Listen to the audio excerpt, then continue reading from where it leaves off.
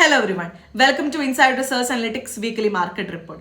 ഈ ഒരാഴ്ചയിലെ market report പ്രകാരം 2025 December 22 മുതൽ 26 വരെയുള്ള സ്റ്റോക്ക് മാർക്കറ്റിലെ ന്യൂസ് ആണ് നമ്മൾ ഇന്നിവിടെ ഡിസ്കസ് ചെയ്യാൻ പോകുന്നത്. രണ്ടാഴ്ചകളായി തുടരുന്ന നഷ്ടപരമ്പര സ്റ്റോപ്പ് ചെയ്ത് ഇന്ത്യൻ ഓഹരി വിപണി ചെറിയ നേട്ടങ്ങളോടെയാണ് ഈ ഒരു വീക്ക് ക്ലോസ് ചെയ്തിരിക്കുന്നത്. ഇന്ത്യ ന്യൂസിലൻഡ് വ്യാപാര കരാർ, അടുത്തിടെ നടന്ന IPOക്ക് ലഭിച്ച ശക്തമായ പ്രതികരണം എന്നിവയാണ് വിപണിക്ക് പിന്തുണയായ പ്രധാന ഘടകങ്ങളായി മാറിയത്. ഹെവി വെയ്റ്റ് ഓഹരികളിൽ ചലനം പരിമിതമായിരുന്നെങ്കിലും മിഡ് ക്യാപ്, സ്മോൾ ക്യാപ് ഓഹരികളിൽ വ്യക്തമായ ഔട്ട് പെർഫോമൻസ് കാണാൻ ഇടയായി. ഓർഡറിന്റെ വിജയം, ഏറ്റെടുക്കലുകൾ, സ്ട്രാറ്റജിക് പങ്കാളിത്തങ്ങൾ തുടങ്ങിയവ സ്റ്റോക്ക് സ്പെസിഫിക് വാർത്തകളുടെ അടിസ്ഥാനത്തിൽ തിരഞ്ഞെടുക്കപ്പെട്ട ഓഹരികളിൽ സജീവമായ വ്യാപാരമാണ് നടത്തിയിരിക്കുന്നത്. വരാനിരിക്കുന്ന ആഴ്ചയിൽ ഇന്ത്യ US ട്രേഡ് ഡീൽ പുരോഗതി, FIS നിക്ഷേപ പ്രവണത, രൂപയുടെ നീക്കം, ക്രൂഡ് ഓയിൽ വില, കോർപ്പറേറ്റ് ഫലപ്രഖ്യാപന സീസൺ തുടങ്ങിയവയാണ് വിപണിയുടെ ദിശ നിർണ്ണയിക്കാൻ പോകുന്നത്. ആഴ്ച അവസാനിച്ചതോടെ പ്രധാന ഇൻഡെക്സുകൾ എല്ലാം തന്നെ ചെറിയ നേട്ടത്തോടെയാണ് ക്ലോസ് ചെയ്തിട്ടുള്ളത്. സെൻസസ് 112 പോയിന്റും നിഫ്റ്റി 75 പോയിന്റും നേട്ടത്തിലാണ് ക്ലോസ് ചെയ്തത്. മിഡ് ക്യാപ് ഇൻഡെക്സ് 0.37% ഉയർന്നപ്പോൾ സ്മോൾ ക്യാപ് ഇൻഡെക്സ് 1.02% നേട്ടം രേഖപ്പെടുത്തിയിട്ടുണ്ട്. ഇത് നിക്ഷേപകരുടെ റിസ്ക് അപ്പറ്റൈറ്റ് മെച്ചപ്പെട്ടതിന്റെ സൂചനയായിട്ട് നമുക്ക് കണക്കാക്കാവുന്നതാണ്. വലിയ ഓഹരികളിൽ ജാഗ്രത തുടരുമ്പോഴും ഗ്രോത്ത് സാധ്യതയുള്ള മിഡ് ക്യാപ്, സ്മോൾ ക്യാപ് ഇൻഡെക്സുകളിൽ നിക്ഷേപകർ ഇപ്പോഴും ശ്രദ്ധ നൽകുന്നുണ്ടെന്നാണ് ഇത് ഇൻഡിക്കേറ്റ് ചെയ്യുന്നത്. ആഴ്ചയുടെ തുടക്കം ശക്തമായ നേട്ടത്തോടെയായിരുന്നു. തിങ്കളാഴ്ച സെൻസസ് 638 പോയിന്റും നിഫ്റ്റി 206 പോയിന്റും ഉയർന്ന് വിപണി ഒരു പോസിറ്റീവ് മൂഡിലേക്ക് മാറി. ഇതോടെ തുടർച്ചയായ 2 സെഷനുകളിലും ഇൻഡെക്സ് 1.3%-ലധികം ഉയർന്നു.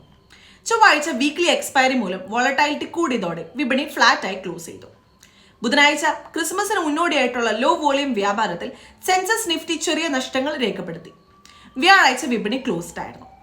വെള്ളിയാഴ്ച ഹോളിഡേ ട്രങ്കേറ്റഡ് ആഴ്ചയിൽ പ്രോഫിറ്റ് ബുക്കിംഗും FIയുടെ സെല്ലിംഗും മൂലം ഇൻഡെക്സസ് നേരിയ നഷ്ടത്തിൽ ക്ലോസ് ചെയ്തെങ്കിലും മൊത്തത്തിൽ ആഴ്ചയുടെ നേട്ടം നിലനിർത്താൻ വിപണിക്ക് സാധിച്ചിട്ടുണ്ട്.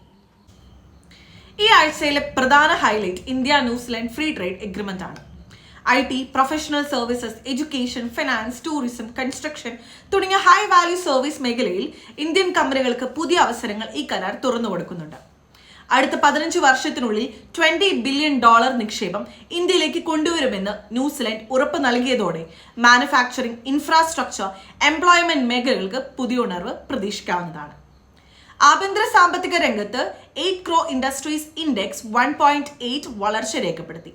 സിമന്റ് 14.5ഉം സ്റ്റീൽ 6.1 എന്നിങ്ങനെ ശക്തമായ ഉൽപാദനമാണ് ഈ ഒരു വളർച്ചയ്ക്ക് നേതൃത്വം നൽകിയത്. എന്നാൽ ക്രൂഡ് ഓയിൽ, നാച്ചുറൽ ഗ്യാസ് ഉൽപാദനം കുറവായിരുന്നത് ചെറിയ ആശങ്കയിൽ തുടരുകയാണ്. UK സാമ്പത്തിക വളർച്ച 0.1 ആയി തുടരുകയും സിംഗപ്പൂരിൽ ഇൻഫ്ലേഷൻ 1.2 എന്ന നിലയിൽ സ്ഥിരത പുലർത്തുകയും ചെയ്തു.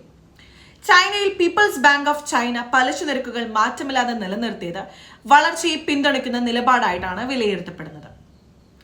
US-ൽ ഇൻഫ്ലേഷൻ 2.7 ആയി താഴ്ന്നത് വിപണിക്ക് ആശ്വാസമായി.